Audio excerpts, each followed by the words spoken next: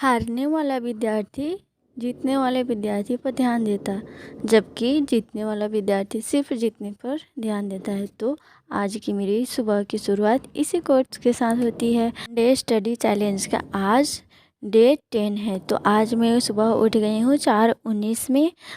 उसके बाद मैं ब्रश कर लेती हूँ ताकि मैं खुद को फ्रेश फील कर सकूँ। अदरवाइज़ मुझे ना बहुत नींद आती है।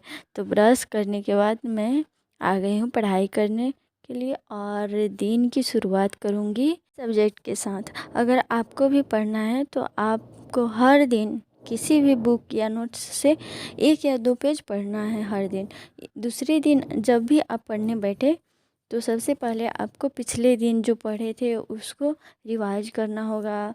रिवाइज करने के बाद आप उस टॉपिक को ना अच्छे से समझ पाएंगे और पढ़ पाएंगे। आपको अच्छे से कंसेप्ट क्लियर हो जाएगा, क्योंकि आगे पढ़ने से ज़्यादा इम्पोर्टेंट होता है रिवीजन करना।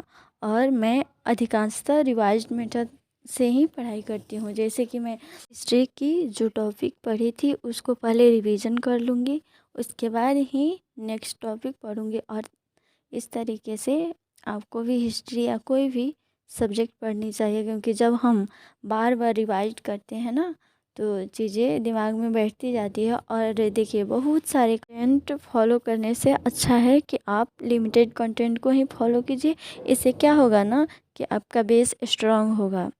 आज सुबह सुबह ना मुझे काफ़ी नींद आ रही थी पढ़ने में, क्योंकि बच्चा है तो वो रात में कभी कभी परेशान करती है, या फिर कभी ऐसा होता है कि वो जल्दी सोती ही नहीं, लेट से सोती है। तो मुझे भी बेटी के साथ जगना होता है लेट नाइट तक। और जब लेट नाइट तक जगूंगी तो सुबह उठ के पढ़ने में तो नींद आएगी ही, लेकिन थोड़ी देर के बाद ही ना मैं एक्टिव हो गई हूँ, क्योंकि मेरे मन में था ना कि आज मुझे 1.5 से 2 घंटे पढ़ने ही हैं। तो मैं इसी कोशिश में थी कि आज अच्छे से पढ़ाई कर लो। तो मैं फर्स्ट स्टडी स्लॉट में हिस्ट्री पढ़ी, सेकेंड में एक पॉलिटी पढ़ी हूँ, फिर पॉलिटी पढ़ने के बाद मैं ज्योग्राफी का भी कुछ टॉपिक पढ़ी हूँ। तब तक 6 बज गए हैं और तब तक बेटी जग गई है। फिर बेटी को प्रेस कराई हूँ, ब्रश करा के उसके बाद फिर चली गई हूँ किचन का काम करने। और पढ़ाई करूँ या ना करूँ, लेकिन किचन का काम तो करना ही है। ये हर हाउसवाइफ की ज़िंदगी का यही किस्सा है। सबको किचन का काम करना है, चाहे वो अदर काम करे या ना करे, लेकिन किचन का काम उसे हर दिन करना ही है। ये मुझे ना खाना बनाने से ज़्यादा टाइम लगता है सफाई करने में। झाड़ू पोछा करते करते ना मुझे काफ़ी टाइम निकल जाता है। और फिर जल्दी जल्दी खाना बना के फिर क्लास भी करना होता है, तो 8 बजे तक मुझे सारा काम कंप्लीट कर लेना होता है, क्योंकि 8 बजे से ही हस्बैंड को जाना होता है अपने काम पे, और माँ पापा जी को भी जाना होता है। सबके अपने अपने काम पे चले जाते हैं लोग अपने टाइम से। तो मुझे सारा काम एकदम टाइम पे ही करना होता है। तो आज मैं बनाई हूँ खाना में चावल, दाल और बंदा गोभी की सब्ज़ी और आलू की सब्ज़ी।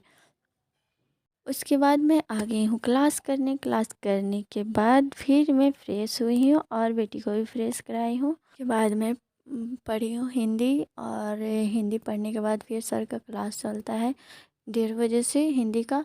तो मैं हिंदी का क्लास अटेंड करती हूँ। उसके बाद थोड़ी देर पढ़ाई कर लेती हूँ। अगर बेटी सोई रहती है तो अच्छे से पढ़ाई हो पाती है, अगर नहीं सोई रहती है तो फिर उसके साथ समय बिताना होता है। और बेटी है तो उसको भी तो टाइम देना मुझे मेरे लिए ज़्यादा इम्पोर्टेंट है। ये फर्स्ट प्रायोरिटी मेरी बेटी है, उसके बाद ही मेरा कोई काम है या फिर मेरी स्टडी है।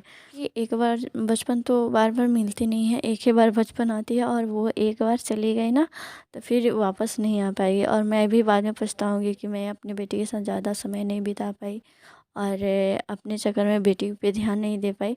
तो मैं ऐसी गलती बिल्कुल भी नहीं करना चाहती हूँ। और मेरी बेटी है भी बहुत प्यारी, मुझे तंग बिल्कुल भी नहीं करती है। बोलती है मम्मा पढ़ाई करो, मम्मा पढ़ाई करो। मेरा नोटबुक ला के देती है और कहती है मम्मा पढ़ाई करो, मम्मा पढ़ाई करो। खुद भी बैठ जाती है मेरे साथ पढ़ने, और कभी गोलू बनाती है, कभी बॉल बना दिए, बोलती है मम्मा ये क्या है, मम्मा ये पढ़ी हूँ। शाम में आज मेरी पढ़ाई नहीं हो पाई है क्योंकि आज फिर से मेरे घर में बना है नॉनवेज, और जिस दिन नॉनवेज बनता है उस दिन शाम में तो मेरी पढ़ाई होती ही नहीं है।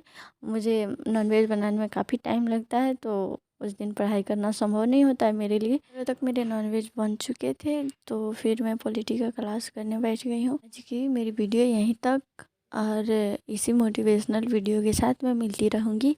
फिर मिलती हूँ नेक्स्ट ब्लॉग में। वीडियो आपको कैसी लगी प्लीज़ कमेंट करके ज़रूर बताएं। तो please like share and subscribe ज़रूर करें। Thank you.